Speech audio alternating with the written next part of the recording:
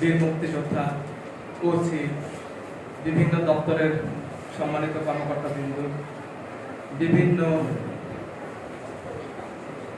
নেতা বর্গবিন্দু, বিশিষ্ট মুক্তিযোদ্ধা যেমন শামসুল আলম সোনা ভাই, এনসিপি সমন্বয়ক বৃন্দ এবং এনজিও এতিমখানা, বিভিন্ন পর্যায়ের সম্মানিত সুবিধাভোগীবৃন্দ, প্রিন্ট ও ইলেকট্রনিক মিডিয়ার সম্মানিত সাংবাদিকবৃন্দ এবং সম্মানিত সুধীমণ্ডলী, সকলকে জানাই আমার আন্তরিক শুভেচ্ছা সালাম। আসসালামু আলাইকুম। জুলাই আমাদের আত্মপ্রকাশের এক অব্যয় ধাপ। বৈষম্যহীন দেশ গড়ার চেতনায় রাজপথে টকবগে তরুণের জীবন দানের এক অখণ্ড উপন্যাস। সমাজসেবা অধিদপ্তর ঠিক একইভাবে বৈষম্যহীন সমাজ গঠনের লক্ষ্যে দেশের নানান পর্যায়ে সুবিধা বঞ্চিত মানুষের পাশে থাকে, তাদের সমাজের মূল ধারায় আত্মীকরণের চেষ্টা করে চলেছে নিরলসভাবে। পৃথিবীর সব মানুষ সম্ভাবনাময়, শুধু দরকার একটুখানি সহায়তা, একটুখানি আস্থা। আজ প্রতিজ্ঞা করছি আমরা সেই আস্থা হব। সমাজ কল্যাণ মন্ত্রণালয় এবং মহিলা শিশু বিষয়ক মন্ত্রণালয়ের সুযোগ্য ও সুদক্ষ মাননীয় উপদেষ্টা জনাব শাহদিন এস মুর্শিদ স্যারের এই বাণীকে অন্তরঙ্গম করে আপনাদের সবাইকে জানাই আজকে জুলাই পুনর্জাগরণ শীর্ষক বর্ণাঢ্য আয়োজনের অংশ হিসেবে উপজেলা প্রশাসন, উপজেলা সমাজসেবা কার্যালয় ও মহিলা বিষয়ক কার্যালয় গান এর আয়োজন সামাজিক নিরাপত্তা কর্মসূচি সার্বজনীকরণ, সেবা সহজীকরণ এবং নারী ও শিশুর প্রতি সহিংসতার অকল্পে লাখো কণ্ঠে শপথ পাঠ, আলোচনা সভা, সাংস্কৃতিক আয়োজন। আমি আমার বক্তব্যের শুরুতে স্মরণ করতে চাই মহান রাব্বুল আলামিন, যিনি আমাদের আজকে এবং পূর্বের দিনগুলোতে মানুষের জন্য কাজ করার তৌফিক দান করেছেন। আমি বিনম্র চিত্রে শ্রদ্ধা জানাই আমাদের প্রিয় এই বাংলাদেশের সেই সকল মহান শহীদদের প্রতি, যারা দেশের ইতিহাসের নানান পর্যায়ে রাজনৈতিক, অর্থনৈতিক ও সামাজিক শৃঙ্খল, শোষণ, শাসন ও বৈষম্য দূরীকরণ নিজের জীবন ত্যাগ করতে এক মুহূর্ত পিছপা হননি।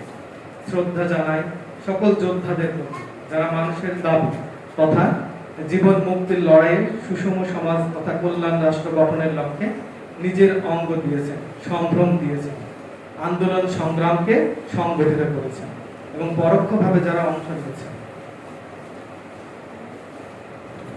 2024 সালের জুলাই আগস্ট গণঅভ্যুত্থান আমাদের ইতিহাস তথা সমাজ সংস্কৃতি পরিবর্তন এবং মানুষের দাবি আদায়ের অন্যতম গিয়ার ফ্যাক্টর হিসেবে কাজ করছে। সেই জুলাই স্পিরিটকে আরো বেশি গতিশীল, আরো বেশি সময় মানুষের দোরগোড়ায় সেবা পৌঁছে দিতে সমাজ সেবা কার্যালয় কর্তৃক আজকের এই আয়োজন।